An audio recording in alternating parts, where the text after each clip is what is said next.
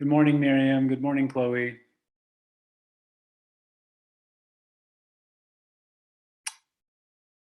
Hello, can you hear me okay? Thank you, Miriam. Chloe, can you hear me okay? You can give me a thumbs up or unmute and say hello. Yes, we can hear you. Okay, great, excellent. Okay, so this is mostly a question and answer session about anything that we've talked about in lecture or about the upcoming writing assignment. In this case, that is Essay 2. So what brings you here today? What questions do you have?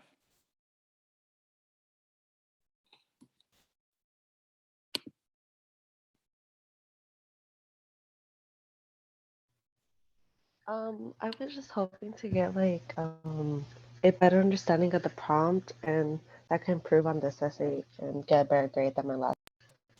Okay, great. Regina, Batista, thank you for joining us. We're just getting started. Miriam wanted to review the prompt for Essay 2. So let's go ahead and do that right now. Going to share my screen. Okay, and here you can see the homepage for the course website. As you know, the homepage changes each week, and it's really the overview page for the module that we're on. In this case, it's the week 8 module. Something that we can return to is this little activity that I have down here at the bottom, where you should type in the product that you're thinking of writing about for Essay 2. So maybe we can do that after we take a look at the prompt. All right, so if you go to the week 8 module, or clicking this hyperlink will redirect you to the modules page. I believe the prompt is in the week 7 module. Let's double check on that.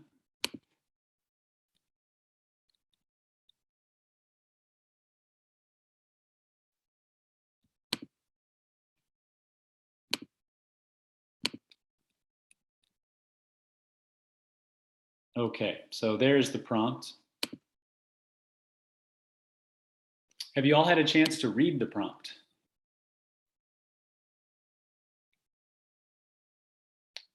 Yeah, okay. What were things that were confusing about this or that you would like more clarification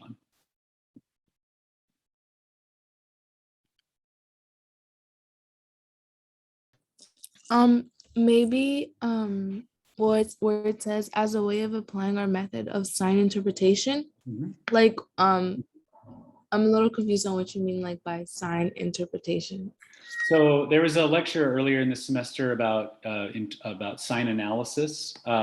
It's just a term that we use in cultural studies to think about how we are interpreting the signs of culture. Okay, it's something that you all participated in doing at various times in the discussion boards, like when you were analyzing the movie posters for Django and for Ex Machina. It is something that you did in Essay 1, which I'm reviewing now, and some of the grades are already done, and others will you'll get back within the next couple of days. But like, let's say you're looking at the scene where Django pulls Billy Crash, the Walton Goggins character, when he pulls him off the horse. No, he doesn't pull him down. He pulls this other guy down. Walton Goggins is there looking on. But you know, when you're interpreting, what does it mean that Django pulls a white man down from a horse, right? We're looking at the signs from that scene and interpreting it. All right, well, Django's a representation of Black masculinity. Here he is grabbing on, using physical force to pull down someone who's a representation of white manhood, right? When you unpack the implications of those signs, those details that are presented, you're doing sign analysis, okay? So, Regina, does that make sense? I think you asked that question. Yeah. Thank you. Okay. Yeah. So just reinforcing the language of practices we've already engaged in. Okay. Other questions about the prompt? Yeah, I had a question. So we were talking about advertisements. Do the advertisements have to be video or can they be picture as well? It is your choice. I do not set a limit on the kind of advertisement on the medium. Okay, so these could be pop-up ads, right? That you run into when you're on a website. They could be ads that you that enter into your Instagram, Twitter, or TikTok. I'm not on TikTok, so I'm not familiar with the format of it, but I assume it's similar to like Twitter or Instagram, right? So be creative with the advertisements that you find, that you use, in terms of where you're experiencing the advertisement. What I would ask is that you limit the advertisements to English language based advertisements. Um, and yeah, I'll leave it at that. Limit it to English language based advertisements. That is something that is not, I think, stipulated here, but I do want to make sure to say, okay, those advertisements, let's see, here we go. This is the key bullet point related to the ads that you're choosing. Select for contemporary, and I define that as within the last 5 years, real advertisements for this product. You know what? I'm fine with extending that a little bit to 10 years, okay? But I don't want to see Coca-Cola ads from like the 1920s with Santa Claus or like Betty Boop, okay? Which has popped up in the past, right? So keep it to something that's contemporary, something within 5 to 10 years. And all of the ads should be about a common product. And I think that's a sticking point for students at the beginning of this process is like, well, what is a common product? Last year, we had students using the answer garden. That's the thing that I showed you on the homepage. And they put in something like household products. That's way too broad. That can mean a lot of things, right? But if you're thinking of laundry detergent, okay, that's a specific product, right? And in fact, someone did look at the gendered representations that appear in the advertising for laundry detergent. Not the sexiest thing in the world, but you know what? It was more that they wrote a cohesive argument, right? And it was unified by a common product. And it was one that they could find advertising for from 4 different companies. Okay. So that's the other thing. Make sure these ads are coming from different companies. In the case of laundry detergent, right? Like Tide would be an example of one of them. That would be different from Downy. You know, there are others too. I can't think of their names right now, but you get the. I hope that you get the idea. Okay. Do you have any questions about the product choice or the advertisements?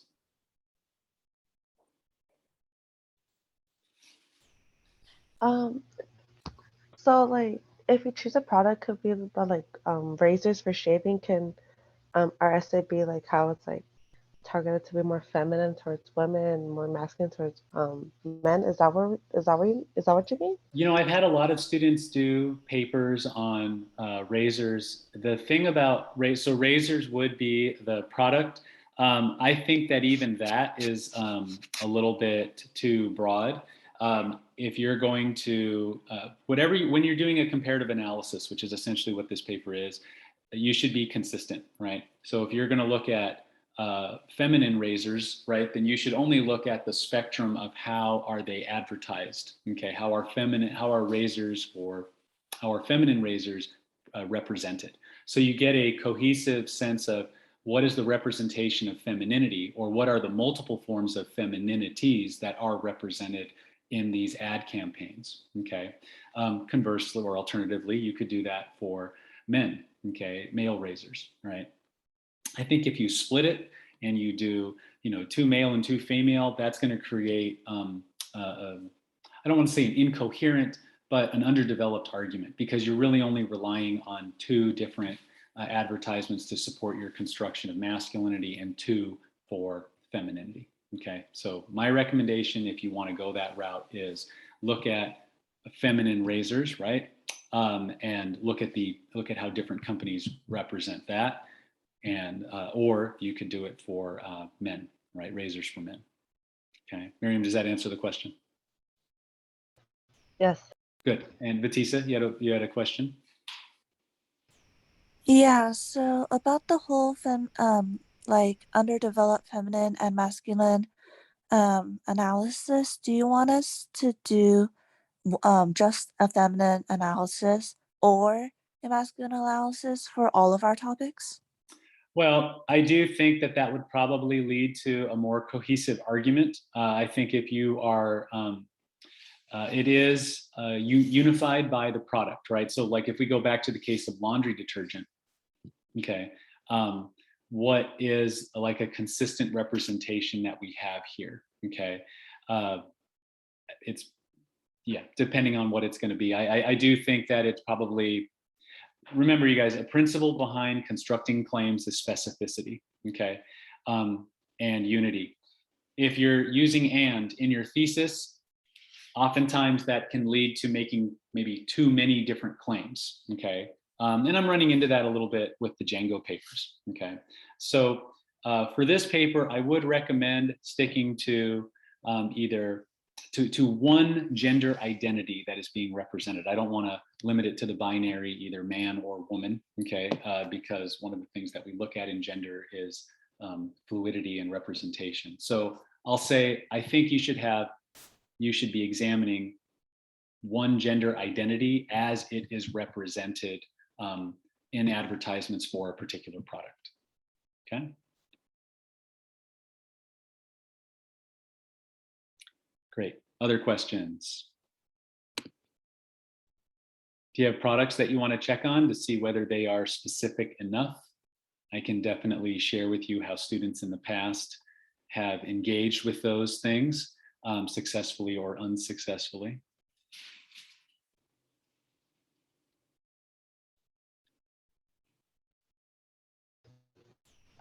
So is menstrual products a good topic to choose to write about? What is it? I'm sorry?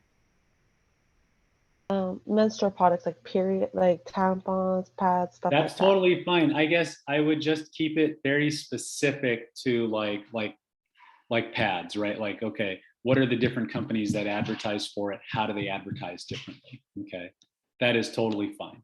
Okay, as long as the product is consistent. That's what I will come back to. You know, like, an area where things got murky for a student in the past was when they were writing about athletic shoes, okay, tennis shoes. Way too broad because they started to compare shoes from different sports and different, and then how they were geared, how the ad campaigns were geared to different gender identities, right? But if you're more specific and you focus on basketball shoes, right, and more in particular, basketball shoes for women, right, or for men, then you can kind of create a consistent argument. And you guys, this is a 5-page paper. We're talking probably about 4 body paragraphs, 4 pages of body paragraph writing.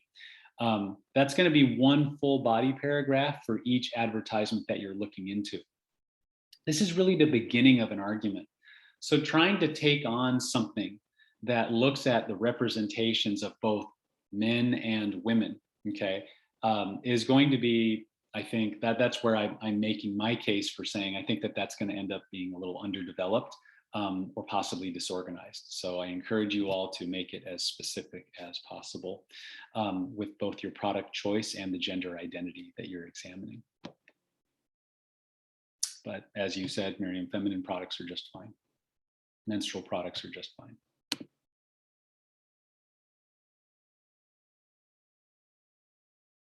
Other ideas that you want to check?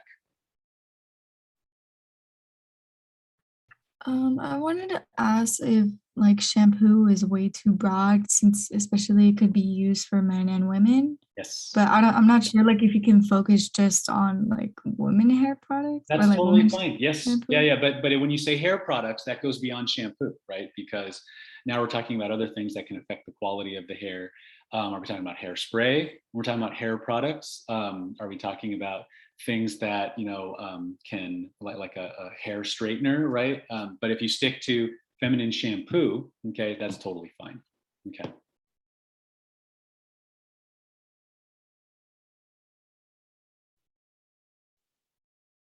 The another one that students like to look into, and I think it's fine to do it, but it can just get a little bit unwieldy, is soft drinks or alcohol.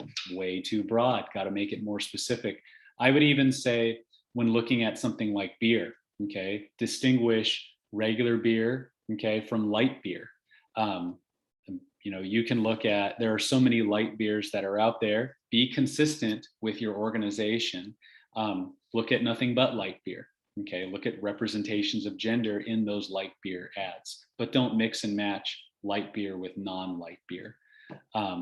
So I'm hoping I'm probably conveying kind of how persnickety, how specific I'm asking you all to be in this. And that's really to drive home the point that when you're doing a comparative analysis, the basis for comparison must be very precise. Cologne and perfume is the other one that a lot of students choose. Distinguish the two. You know, write all about cologne and representations of masculinity, write all about perfume and representations of femininity. Fatisa, you wanted to say something? I was thinking bottled water, but I'm not really sure if that would work. Yeah, that's fine. Just don't compare it to soft drinks or soda. I think bottled water would be totally fine. I'll think about it more. If something comes to mind, I'll let you know. But yeah, I don't see a problem with that initially. Seems pretty specific. So if I'm gonna do bottled water, I would have to choose one side and then analyze it from there, right? You would have to choose what? What? One side, like either from a feminine perspective or a masculine perspective, and then analyze it from there. Yeah, I recommend that. I think that'll make for a more cohesive thesis statement and argument.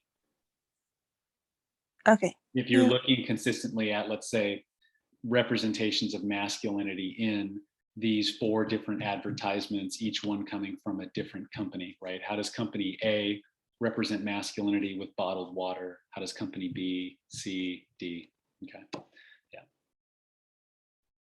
The Steve Craig article that you've been assigned for this week, I think Steve Craig models some skills that we want to practice in our own papers. That is the objective description. Steve Craig does an excellent job providing description that are focused, details that are focused on the objects themselves, not his own personal response to those objects. That's at least the initial part. And you can use these objective descriptions in place of quotes, okay? Certainly you can quote from advertisements, whether those advertisements are based on, I guess, still images, right? Like photographs. There is always, oftentimes there's copy, that's the written language that appears on the advertisement. But there is also obviously language that comes up in video advertisements as well. So you can use those in your support sandwiches as quotes, but maybe those aren't available, or maybe those details aren't the ones that you want to focus on. That's where the objective description comes into place and can be used as evidence that you then interpret, okay, in the analysis portion of your support sandwich. So look to Steve Craig as a model for objective description and for analysis too. Now, Steve Craig's, the excerpt that we're getting is from a much larger work where he makes many more arguments about advertising and media. And so I say that because he kind of bounces back and forth between representations of, he's got 4 different representations that he looks at. 2 are based in masculinity and 2 are based in femininity. And he's got his own language for what he refers to them as. Like, you know, one example is like the man's man, and that's different from the woman's man. So don't be inconsistent like him in the sense of the form of gender that you're looking at or the representation of it. But what I would say is that you can use some of his ideas to inform your own analysis, okay? Like many of you did with Patricia Hill Collins when analyzing Django Unchained.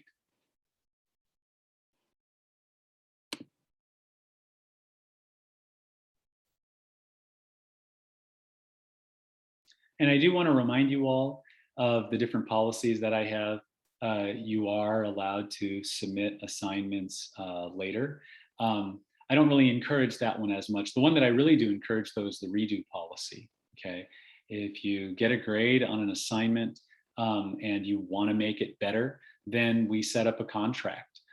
You email me, let me know that you would like to do the redo. I'll schedule a time for us to meet. You make sure to review the comments that I've provided on the essay, and then we discuss those and we make a plan for improvement. You then submit it and I regrade it. So I just wanted to bring that up again because, like I said, I am returning papers back this week. So know that that's an option for you. You just have to decide, do you have the time for something like that? Batisa, go ahead. I see your hand is raised. Yeah. So you mentioned that we can do objective description. Mhm. And I was wondering if after objective description and we're using it as evidence, do we need to use, say we're using it as evidence, do we need to put the MLA A parenthetical citation after it? So Yeah. When we're doing advertisements, you will be citing those advertisements in the works cited, right? And we know the works cited goes on a separate page after you have finished the writing portion of it. Ideally, you should be referring to the title of that advertisement in the body paragraph that you're writing it about, right? If you do that, then you don't need a parenthetical citation, okay, for it because you've already referenced it. And the assumption then is, well, if that's the only ad that you're referencing in this one body paragraph, then anything that you're citing is from this advertisement, okay? That's how it works. And especially because ads are so small and so short, if it's, like a photograph-based ad, then no, you don't. If you're doing, let's say though, a video-based ad, you should, just like you did with Django and Chained and Ex Machina, you should put the time code in there, okay? Does that clarify what you should do? To a certain extent, yeah. But so even if it's part of our support sandwich, but then we mentioned the art, I almost said article, the ad title earlier, then we don't need to cite it. That's correct. Okay. Thank you. Yeah, and then, I posted an example of a body paragraph written for this particular paper in the week 8 modules. Take a look at that. That student models proper citation, if I remember right. So yeah, you'll have that example too.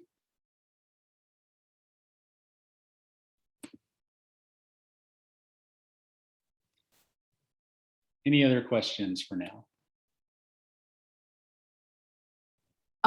For our reading that we have also for this week, do you expect us to include that into our essay as a secondary source, or is it just for us to see the correlation between?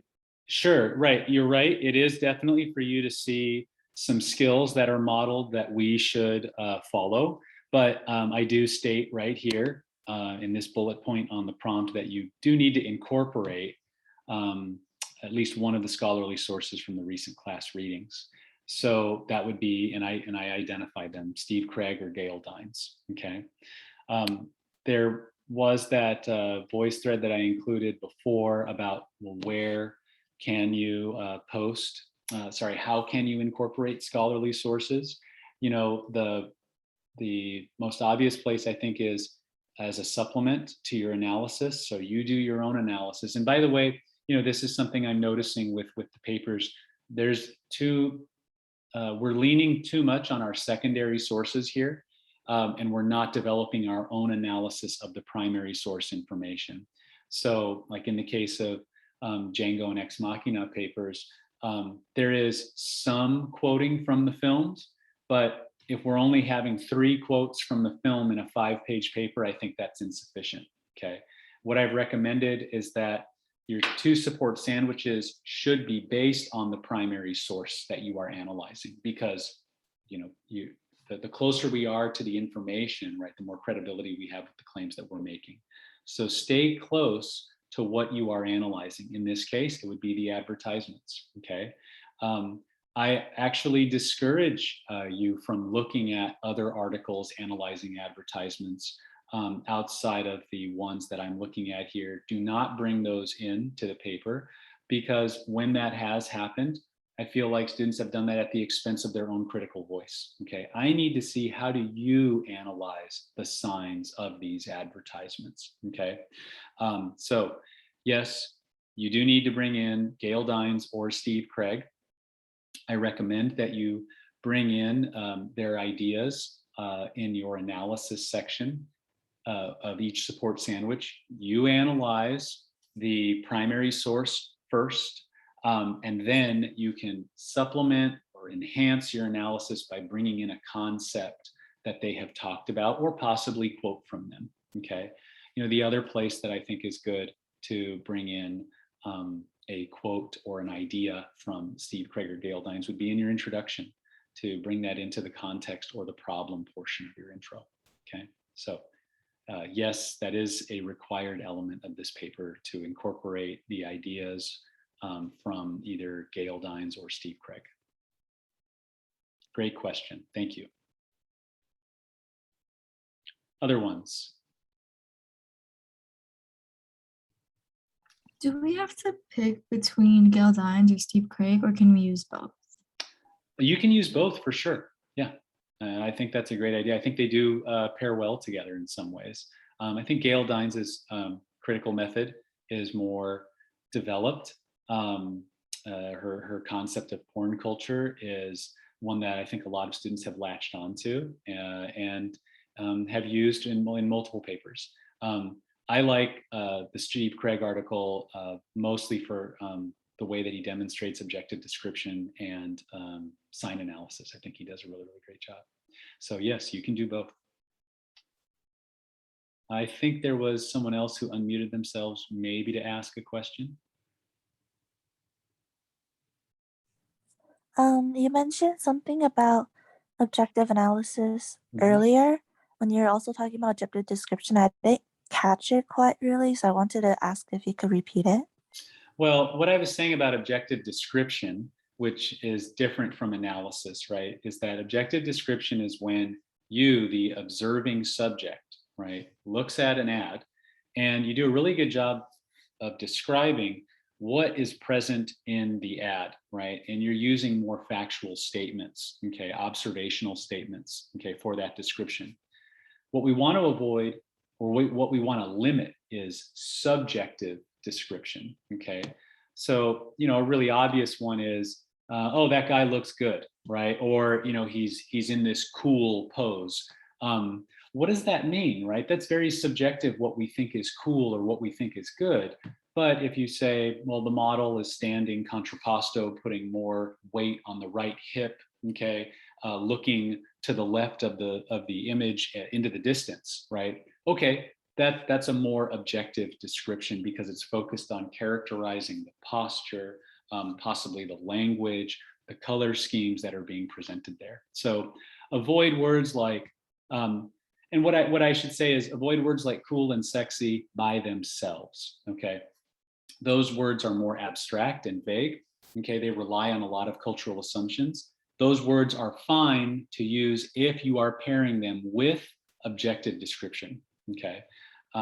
Like let's say that it creates the effect, right, you would maintain that it creates the effect of cool or desirability. Okay, fine, but lead me down that path. What are the steps that get us there? Give me those details that we can all observe without making that kind of a subjective judgment. So I was referring to the difference between objective description and subjective description. Objective description is object focused. Subjective description is when the viewing subject looks at an object and focuses on their personal response to that, okay? This is different from analysis, where we make inferences, right? Where we interpret, well, what does this posture mean? What values and beliefs about masculinity or femininity seem to be attached to this? Does this embody dominance? Does this embody submission? That's where we get into the realm of analysis, okay? Great question. I'm glad you brought that one up. That one definitely is something that students can struggle with sometimes. But again, Steve Craig is a good model of objective description and analysis. Okay, everyone, I can make time for one more question if necessary, but otherwise we can wrap things up here. Any other burning questions for now?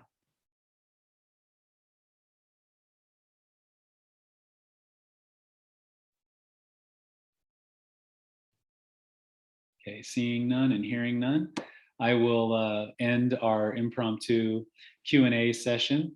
I'll make sure to post the recording. Of course, as you have questions throughout the week, please email me. And jump into the answer garden that we have on the homepage. Okay, it helps you and it helps others when we all can kind of see what are some ideas that we're thinking of here, right? So like I'll even throw one in there right now as an example, see if it comes up. Just go down here to our homepage and I'm gonna, oh, there we go. Trade products, menstrual products, right? I'll put in laundry detergent.